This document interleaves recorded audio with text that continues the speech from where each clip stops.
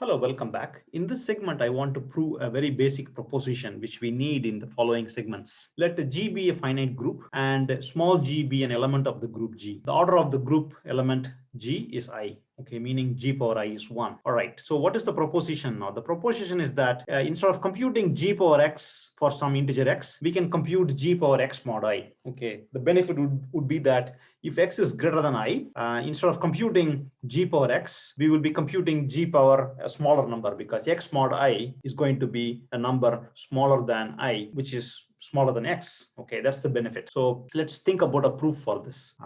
We can use the division algorithm. Given two numbers, X and I, we know X and we know I, we can rewrite X as Q times I plus R. This comes straight from the division algorithm, which we discussed earlier from elementary number theory. Okay, you can view Q as a quotient when X is divided by I and R as the remainder. Okay, when X is divided by I. So which means G power X is same as G power Q times I plus R. I'm just substituting X here, which means I can rewrite the right hand side as G power Q times I into G power R, just a product of exponents. And I can rewrite again G power I times Q as G power I power Q. What is G power I? G power I is nothing but 1 because of the definition of the group element. Order of the group element is discussed in the previous segment. So this is 1. 1 into G power R is G power R. Again, what is R? R is nothing but the remainder when you take your X and divide it by I. Okay, so I can replace R by X mod I, which is exactly the meaning of the remainder. When I put this bracket, it means you take X, you divide it by I, you take the remainder.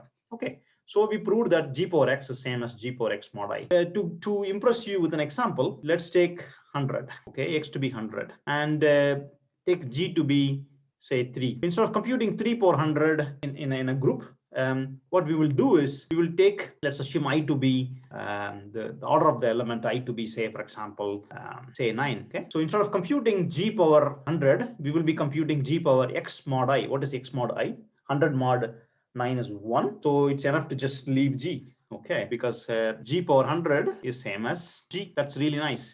We don't even have to do any multiplication. We immediately found out it's nothing but 3. In some group where the order of the element G equal to 3 is 9. Okay, I haven't specified the group, but that's okay. All I wanted to show to you is that instead of computing G power X in a finite group, it's enough to compute G power X mod I. That's basically it. Thank you.